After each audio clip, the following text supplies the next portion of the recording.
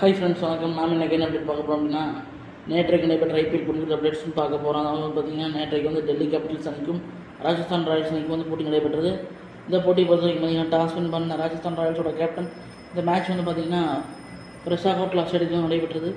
இந்த போட்டியை பொறுத்த வரைக்கும் பார்த்திங்கன்னா, ராஜஸ்தான் ராயல்ஸோட கேப்டன் சஞ்சு சாம்சன் வந்து டாஸ் வந்து வின் பண்ணார்.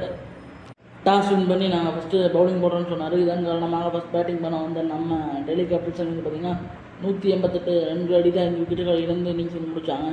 இதில் வந்து யார் டாப் ரன் ஸ்கோரர்ஸ் அப்படின்னு பார்த்தீங்கன்னா, அபிஷேக் புரேல் வந்து 49 ரன் அடித்தார். நம்ம கேஎல் ராகுல் வந்து 38 ரன் அடித்தார். இவர் நம்ம கேப்டன் அக்ஷர் பட்டேல் வந்து 14 பாலில் 34 ரன் அடித்தார். அதுபோக பார்த்தீங்கன்னா நம்ம கிறிஸ்டன் ஸ்டென்ஸ் அவர் வந்து பார்த்திங்கன்னா அவர் பங்குக்கு அவர் ஒரு 34 ரன் அடித்தார். ஸோ இவங்க தான் வந்து டாப் ரன் ஸ்கோர்ஸாக வந்து இருந்தாங்க. ஒருத்தர் கூட வந்து 50 கம்ப்ளீட் பண்ண முடியல.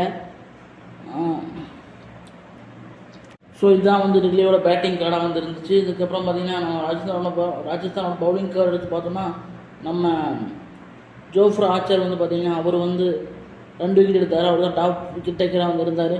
அதுக்கப்புறம் பார்த்திங்கன்னா நம்ம வனிந்து அசரங்கா வந்து ஒரு விக்கெட் எடுத்தார். நம்ம மகேஷ் தீக்ஷா வந்து அவர் ஒரு விக்கெட் எடுத்தார். ஸோ இதுதான் வந்து விக்கெட் டேக்கர்ஸோட பட்டியலில் ஒரு ரன் அவுட். ஸோ இதுதான் வந்து நம்ம ராஜஸ்தான் ராயல்ஸோட பவுலிங் கார்டாக வந்து இருந்துச்சு. இதுக்கப்புறம் பேட்டிங் பண்ண வந்த நம்ம ராஜஸ்தான் ராயல்ஸ் அணியும் வந்து பார்த்திங்கன்னா 188 ரன் அடித்து 5 விக்கெட்டுகளை இழந்து அவங்களும் வந்து சேம் ஸ்கோரர்ஸாக வந்து இருந்தாங்க. ஸோ அதனால் வந்து ஐபிஎல்லில் வந்து 4 வருடத்துக்கு பிறகு முதல் முறையாக மீண்டும் சூப்பர் ஓவர் வந்து நடத்தப்பட்டது.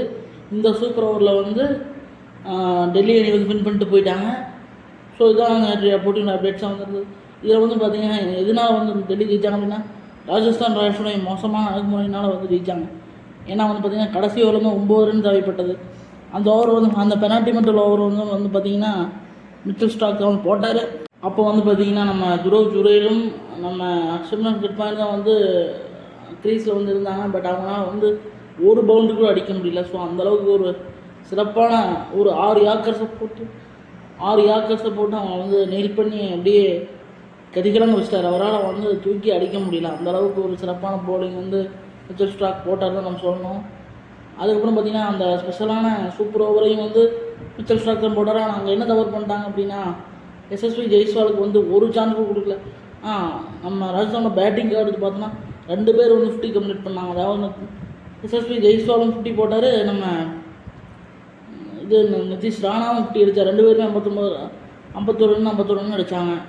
ஆனால் அதுக்கப்புறம் வந்து வின் பண்ண முடியாத ஒரு துர்பாக்கிய நிலையில் வந்து நம்ம ராஜஸ்தான் வந்து இருந்தாங்கன்னு சொல்லணும். ஸோ இது வந்து ராஜஸ்தான் கையில் இருந்த மேட்சை வந்து போட்டு விட்டுட்டாங்கன்னு நான் சொல்லுவேன். ஸோ இந்த மேட்ச் பற்றி நான் உங்களுடைய கருத்துக்களும் டெல்லியினுடைய இந்த ஒரு வீரியமான எழுச்சியை பற்றியும் உங்களுடைய கருத்துக்களும் நான் கமெண்ட் பாக்ஸில் போடுமே நான் கேட்டுக்கிறேன். இந்த வீடியோ பிடிச்சிருந்தா லைக் பண்ணுங்கள், ஷேர் பண்ணுங்கள், கமெண்ட் கேட்டுக்கிறேன். தொடர்ந்து சப்போர்ட் பண்ணுங்கள், சப்ஸ்கிரைப் பண்ணுங்கன்னு கேட்டுக்கிறேன். நன்றி, வணக்கம்.